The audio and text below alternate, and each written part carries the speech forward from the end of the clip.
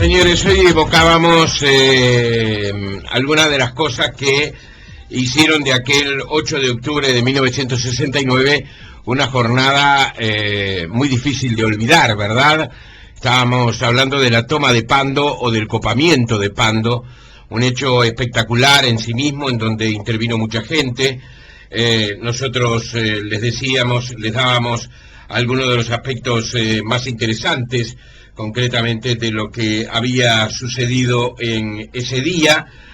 Y estamos en línea porque les decíamos a ustedes que ese recuerdo estaba atado a la información que nos llega de que Diego Burgueño, hijo de Carlos Burgueños, fallecido durante aquel enfrentamiento en Pando, ha anunciado una denuncia ante el Juzgado Penal de Pando con el objetivo de que se hable del tema y se investigue.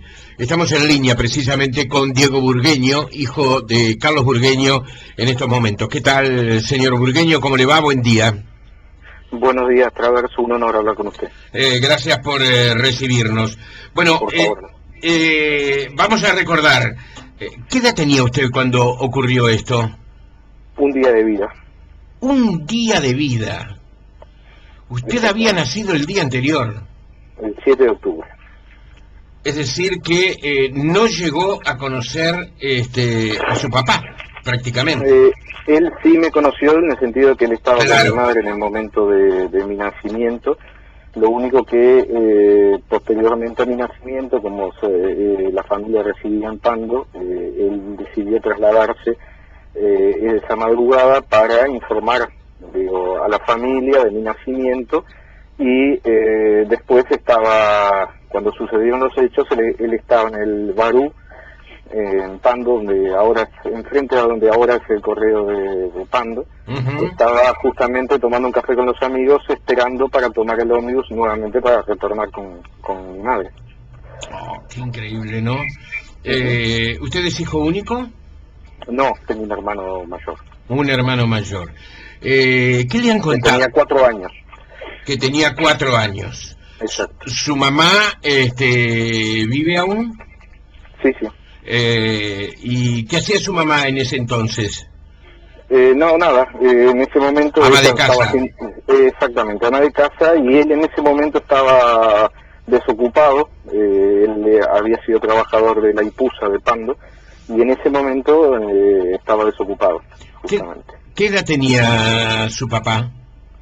27 años. 27 años. ¿Cómo ha llevado en todo este tiempo esa situación vivida? Y fue bastante trágico, los 43 años casi que tengo, bastante trágico en el sentido de que no fue una muerte normal, no es una muerte por un accidente de tránsito, sino que fue una muerte política.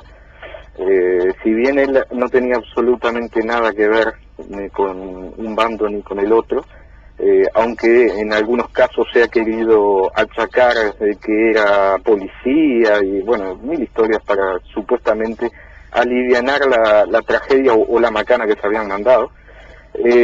Pero bueno, posteriormente a eso, aunque parezca mentira, sin motivo aparente, o por lo menos que nadie me lo ha aclarado hasta el día de hoy, hasta varios años después estuvimos recibiendo amenazas en casa, nos pintaban la calle con amenazas, y bueno, y en una casa donde vivía mi abuela, mi hermano de 4 años, yo recién nacido y mi madre.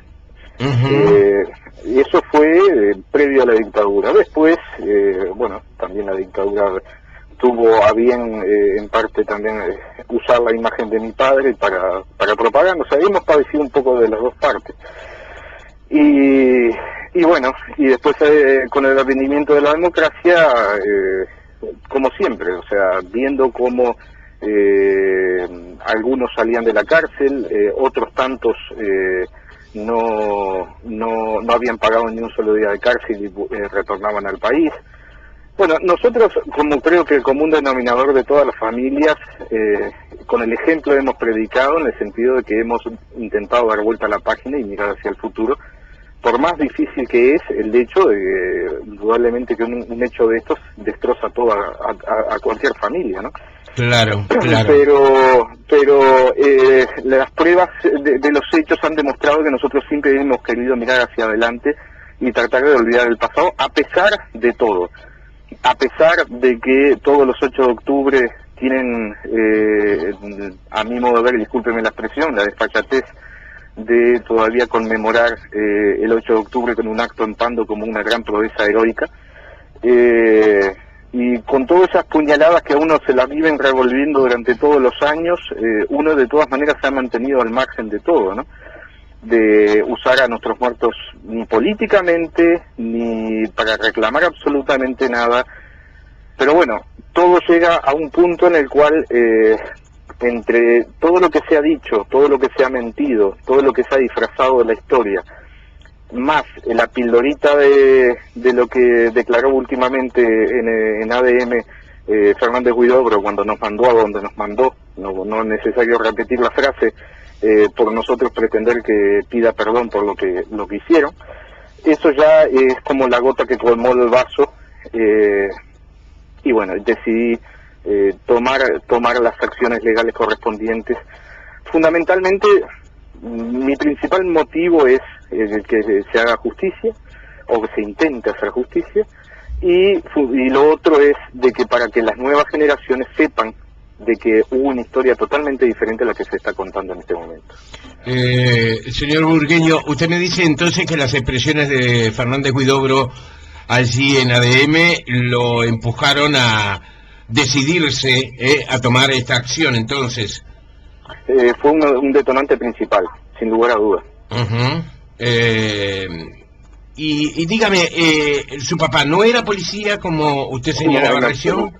No, en absoluto. No solo que no era policía, sino que todavía no tenía ningún tipo de vinculación ni política ni de ningún tipo. O sea, ya le digo, él era en ese momento un desocupado de la Ipusa, y lo pueden atestiguar a cualquier persona que conocía a mi padre de ahí en Pando, ¿no?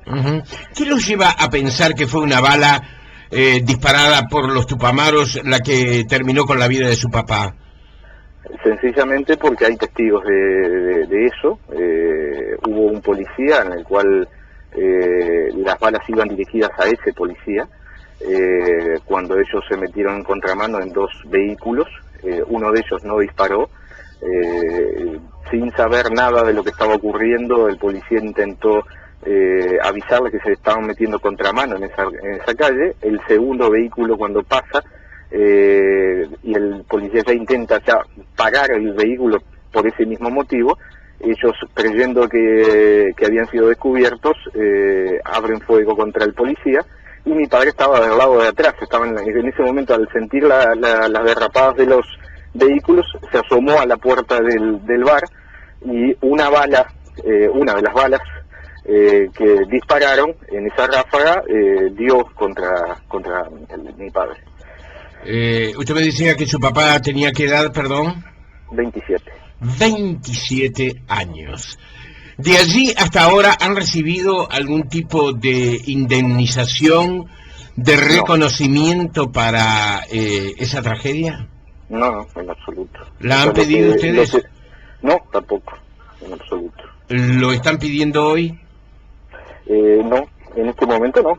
En este momento lo que yo estoy planteando es una demanda penal, y posteriormente se puede ampliar a una demanda civil, pero eso ya veremos si lo hago o no. O sea, mi interés esencial no es ese. Que creo que aunque lo pidiera, estoy en todo mi derecho, como el de todas las víctimas, ¿no? Porque como usted como sabrá muy bien, en su momento se dieron indemnizaciones a todas las víctimas de la dictadura, cosa que lo veo correcto, y cuando se planteó la posibilidad de darnos una indemnización a todas las víctimas de este otro lado, la bancada del Frente Amplio se negó rotundamente. O sea, creo que con los hechos más o menos se ve el accionar de cada uno y qué tipo de personas son. O sea, nosotros jamás salimos con pancartas de nuestros muertos, cosa de que la mayoría de las muertes, y hablo fundamentalmente de las muertes de los civiles, que sin tener nada que ver cayeron en esa contienda, Jamás salimos con fotos de nuestros muertos a manifestarnos, jamás salimos a reclamar nada, y mucho menos a usarlos políticamente. Sin embargo, así todo, se intenta dar a la población la imagen de que en este país hay muertos de primera y muertos de segunda.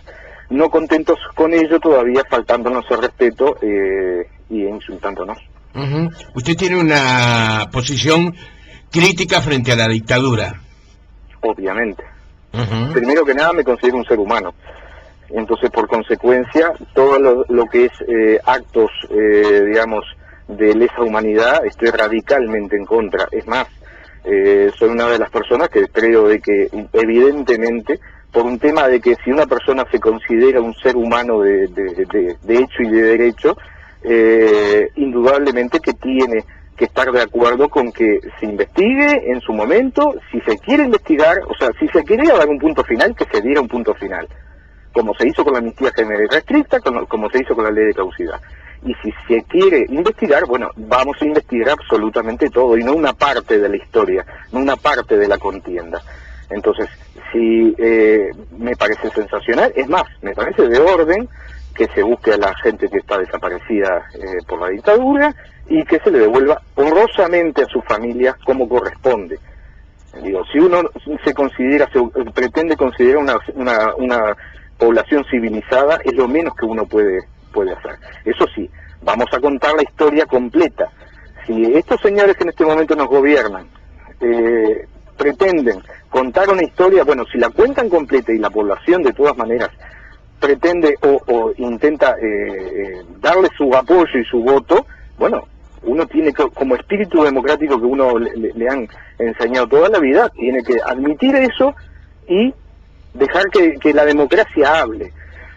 Pero yo quisiera saber si de parte de la otra, de las otras víctimas, y ya no hablo, y retiro la palabra víctima, digamos, de la parte de la izquierda de este país, de izquierda y no toda, la izquierda frente amplista. Yo digo, siempre planteo como ejemplo eso. ¿Qué pasaría si en este momento tendríamos a un Nino Gavazo de ministro de Defensa y a un Goyo Álvarez nuevamente de presidente? ¿Ellos actuarían y admitirían el voto popular de la misma manera como lo hicimos nosotros? ¿Reaccionarían de la misma manera? Ese es para que se pongan en el lugar de las víctimas nuestras. Que si se tiene que hacer justicia, que se haga completamente. Alguna gente dirá de que, bueno, ellos no pagaron por todos los delitos que cometieron. Porque muchos de los casos de los muertos civiles que murieron en esa contienda, que no tenían absolutamente nada que ver, muchos de ellos no pagaron, pero ni un día de cárcel, con respecto a esos delitos en particular. Y muchos de ellos también pasaron todos esos años en el exterior. Entonces, lo único que uno pretende es de que o se ponga un manto de olvido y realmente se pacifique este país con eso, y si no, que se investigue absolutamente todo. ¿Qué reacciones ha recogido a nivel general apenas se supo de su decisión, señor? Muestras de apoyo de toda índole y bueno, eso que son, la verdad, en mi persona, una gratificación muy especial, ¿no? O sea, muchísima gente escribiéndome de todos lados, y de la otra parte también. O sea, no cabe duda que uno sabe con quién está tratando y con quién se está metiendo. Entonces, hay reacciones de los dos tipos. Pero bueno, yo prefiero quedarme justamente con las personas que me alientan y que me apoyan y que han visto en esta acción un puntapié inicial justamente para que todas las víctimas, fundamentalmente, las víctimas son todas, pero bueno, yo apunto fundamentalmente a las víctimas civiles, que nos unamos justamente, que es mi principal también interés, en una plataforma de víctimas y que la unión nos haga la fuerza. Tengo aquí precisamente lo que leía más temprano, ¿no? Es decir, un recordatorio de lo que ocurrió en aquella jornada. La llamada toma de Pando o copamiento de Pando fue un episodio marcado en la guerra de guerrillas que vivió Uruguay en los años 1960 y comienzos de 1970. El operativo comenzó a las 13 horas del 8 de octubre de 1969 La comisaría de policía fue copada por un grupo de guerrilleros, encabezados por una pareja que se presentó como miembros de la Fuerza Aérea. Acto seguido fue tomado el cuartel de bomberos, contiguo a la comisaría. Simultáneamente otros comandos tomaron la central telefónica y las sucursales de los bancos Pan de Azúcar, la Caja Obrera y Banco República. En total, el Movimiento de Liberación Nacional robó el equivalente a aproximadamente $357.000 de los Estados Unidos de aquella época, ¿verdad?, de los cuales 157.000 fueron recuperados. Los hechos duraron unos 20 minutos. Culminado el operativo, los vehículos del grupo guerrillero se reunieron en las afueras de la ciudad y emprendieron la huida. La caravana simuló ser un cortejo fúnebre. Yo recordaba más temprano que algunas versiones han indicado que la planificación de la toma de Pando tomó como modelo un capítulo de la serie Misión Imposible, que en esos momentos se estaba exhibiendo aquí en Montevideo. Al llegar al departamento de Montevideo, el grupo se dividió en dos. Las armas fueron pasadas a nuevos vehículos, mientras que algunos de los participantes se alejaron en ómnibus. ¿Recuerda algún dato más que usted sobre este episodio quiera agregar? La ironía de que el nombre ficticio que utilizaron para el cortejo fúnebre era de un tal Burgueño. Burgueño. Exactamente. Cuénteme eso, ¿cómo fue? Ellos tenían que Eso al ingreso de Pando. No, es que ellos para iniciar la contratación de los vehículos tenían que dar el nombre de un muerto fallecido. Sí. Exactamente. Y la casualidad, ¿no?, de los hechos, de la ironía de la vida, que habían elegido un nombre burgueño. ¿Y recuerda el nombre de pila? Sinceramente no. Lo tengo como dato y es más, lo tengo escrito, pero en este momento no lo recuerdo. Qué extraordinario, ¿no? Es que eso ya bastante a uno le causa impresión como para que todavía retener, o sea, ciertas cosas que uno prefiere en ciertas cosas tratar de olvidar. Sí, impresiona, porque Burgueño tampoco es un apellido, digamos, no es extraño, pero no es un apellido, digamos, de los españoles más conocidos, ¿verdad? Exactamente. De los más utilizados. Que haya sido utilizado el apellido Burgueño para contratar el servicio del cortejo fúnebre para ingresar en Pando, y que luego uno de los muertos haya sido precisamente de apellido Burgueño, que fue su papá, y en esas circunstancias realmente es absolutamente extraordinario. Exactamente. E impactante para nosotros, se puede imaginar. ¿Recuerda cuánta gente murió? Yo no lo recuerdo eso en Pando. Civil fue mi padre, y después creo que murieron 2 policías más. Bien. Uno que murió ese día y después otro que quedó mal herido y murió con el tiempo. Creo que era un funcionario de Radio Patrulla. Bien. ¿Usted ha estado en comunicación con familiares de otras víctimas de la guerrilla? Sí. Estamos en eso, es un arduo trabajo por el motivo que les ponía de hoy más temprano, o sea, el hecho de que todas las víctimas han tomado todo esto de diferente manera, con un denominador común, el intentar pasar desapercibidos y tratar de olvidar todo esto. De todas maneras, esta semilla no me atemoriza a decir odio, porque sí lo es, empezó a germinar en muchos de nosotros después de todo lo que se ha dicho y todo lo que se ha mentido y menospreciado. Entonces he logrado de una forma muy trabajosa y con muchos contactos ir tomando, digamos, contacto, valga la redundancia, con algunas de otras víctimas que probablemente también en la medida de lo posible ellos me van a acompañar el día 16 en Pando.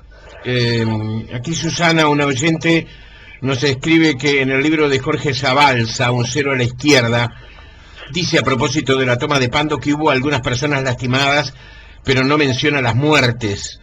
Bueno, pero esto está absolutamente verificado, ¿no?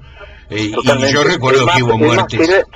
Quería especificar, dado la pregunta anterior que me había hecho, es un tema realmente que increíblemente han surgido.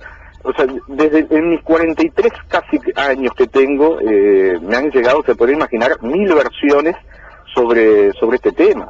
Es más, están muchos que han hecho hincapié con mucha insistencia de que estaban ahí y de que el que lo había matado era el policía. O sea, es increíble como supuestamente se ve que estaba todo pando en ese bar, porque han salido testigos debajo de la piedra. Testigos en el correr del tiempo, ¿no? O sea, que dicen que estuvieron en esa ocasión. Quería resaltar esto porque, digo, en su momento se le quiso achacar la muerte al policía. Y esto creo que tiene principal importancia. El proceso duró un buen tiempo. Lo estuvieron maniatando al policía tratando de inculparlo por este motivo. Y él, las pruebas que él adujo desde el primer momento hasta el día de que lo absorbieron de total culpa, y eso quiero que se sepa para que se terminen las suspicacias con este tema, es de que sencillamente el policía en aquella época lo que tenía un pobre revólver 38, ¿tá?, con 3 balas, y la bala que mató a mi padre era una bala de alto calibre, que no tenía absolutamente nada que ver con un 38. ¿Ese policía vive hoy, Sí, por Burgueño? supuesto. ¿Y está dispuesto a ir de pronto a la justicia, a testimoniar frente a la situación? Exacto. ¿Cuánta gente me dijo que va a concurrir el jueves? Bueno, gente espero que mucha.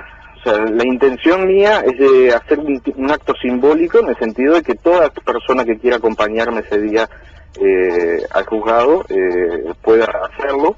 Para mí va a significar muchísimo.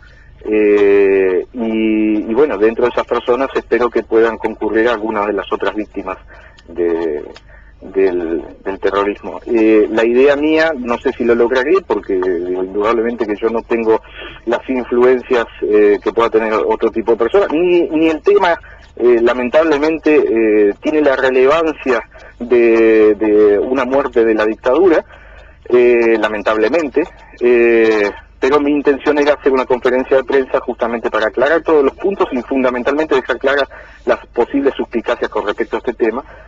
No sé si lograré, pero mi intención es hacer una conferencia de prensa y que en esa conferencia también estén presentes el resto de las víctimas para dar una imagen de unidad y de empezar a unirnos con respecto a esta lucha que decidimos emprender. ¿Hay un cálculo de cuántas son las víctimas?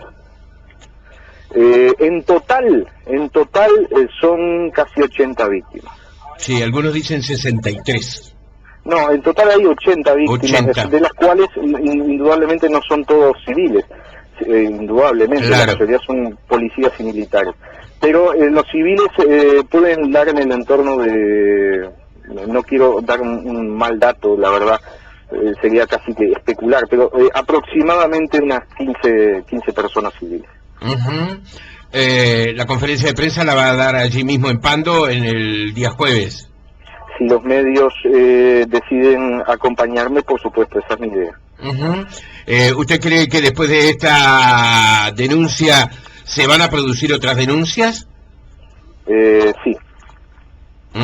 Sí. Usted, esa es la idea. Usted tiene un grave problema, que en el imaginario colectivo de alguna gente se le puede identificar como integrante de la dictadura o simpatizante de la dictadura que en estos momentos revuelve el pasado histórico para atacar la imagen del Movimiento de Liberación Nacional. ¿Cómo va a ser para combatir eso? Con la verdad. El que quiera creerme bien y el que no va a tener dos problemas. O sea, acá hay una cosa clara. Mi padre no tuvo absolutamente nada que ver. No tenía ninguna vinculación con ninguna de las dos partes. Y nosotros, la verdad mía es de que mi madre siempre me inculcó un espíritu totalmente democrático.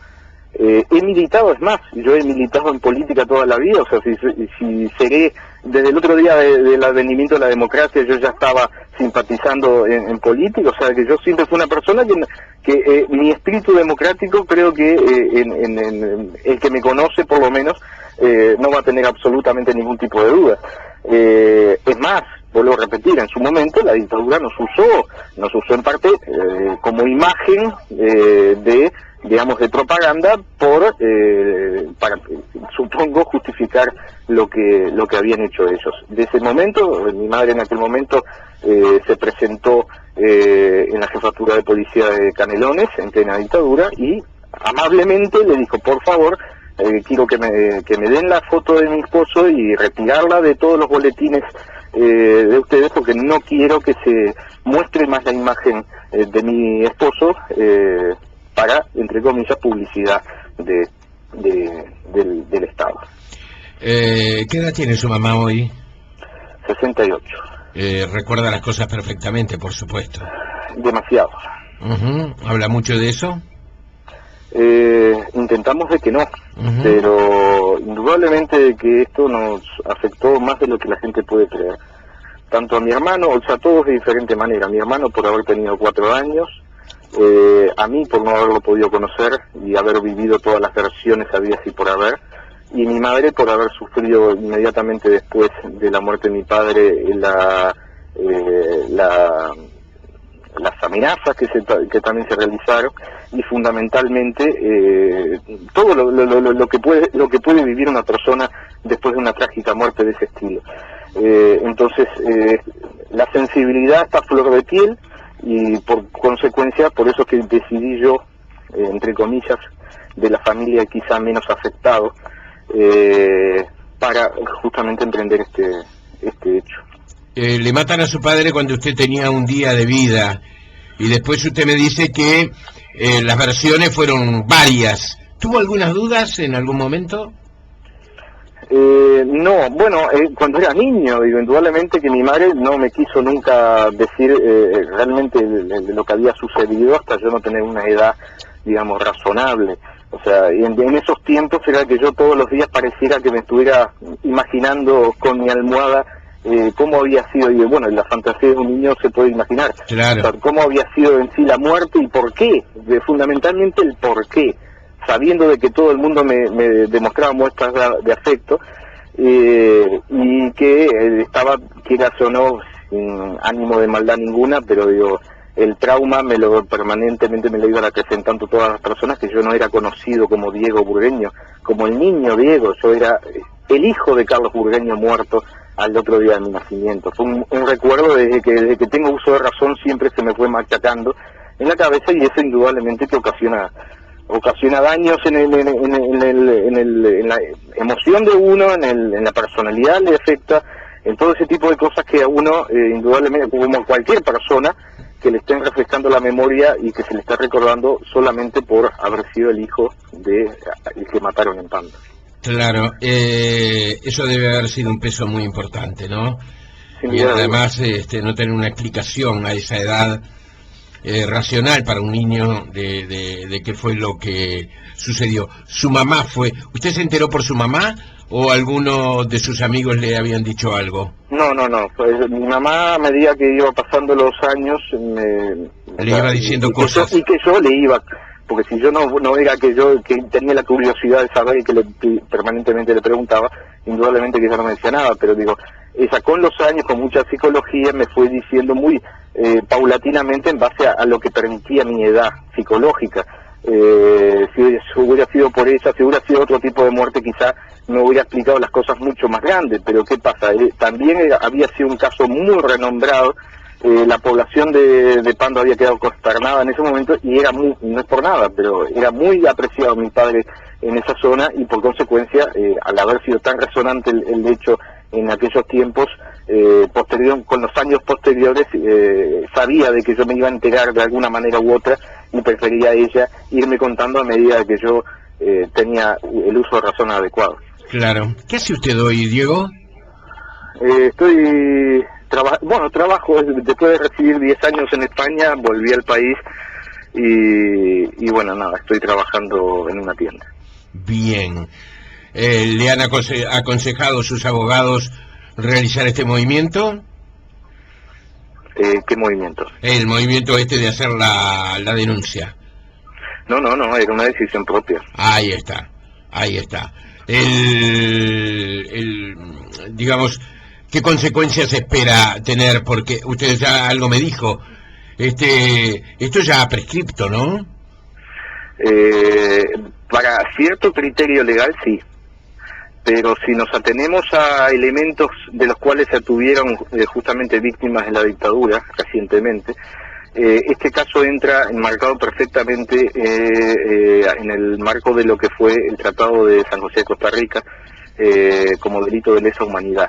Y esos delitos son imprescriptibles, justamente. Espero que así la justicia o incluso el gobierno, que hace jactancia de hacer caso a todo lo que dictamine las comisiones de derechos humanos internacionales, para esto que también le toca de cerca a ellos, espero que tengan el mismo criterio. Sinceramente lo dudo, pero bueno, yo me veo en la obligación de hacerlo de todas maneras, y quiero confiar en que la justicia de mi país va a ser imparcial para tomar este caso.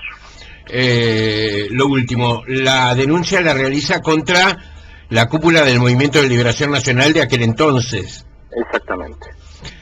Diego Burgueño, gracias por este tiempo, y bueno, lamento que tengamos que haber hecho este llamado por una circunstancia que está atado a un momento tan infeliz en la vida de nuestro país, ¿verdad? Bueno. Ante todo quería reiterar algo, vuelvo a repetir, esto se va a prestar a mucha suspicacia, de que yo estoy apoyando a la dictadura, de que yo esto es un movimiento político, de que esto, bueno, para eliminar todo tipo de suspicacias, quiero reiterar mi mayor respeto a todas las víctimas, y si hay que investigar, que se investigue todo. De un lado y del otro, dice usted. De un lado y del otro, y que si hay posibilidades de recuperar los restos de los desaparecidos, estoy radicalmente de acuerdo. Quiero eliminar todo tipo de suspicacia con respecto. Yo soy un demócrata y no estoy de parte absolutamente de nadie, como no lo estaba mi padre en aquel momento. Lo que quiero es justicia y paz.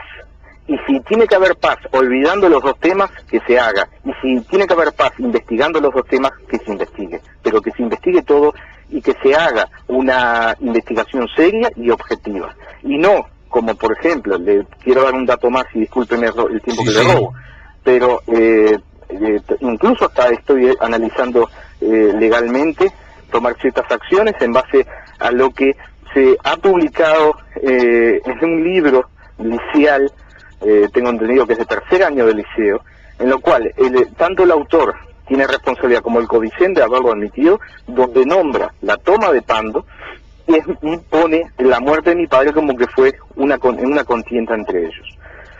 Entonces, eso es algo que se está analizando legalmente, porque ya es inaudito que todavía hasta en los libros de historia se les quiera adoctrinar a la juventud del día de hoy, contándoles una historia totalmente premeditada y politizada.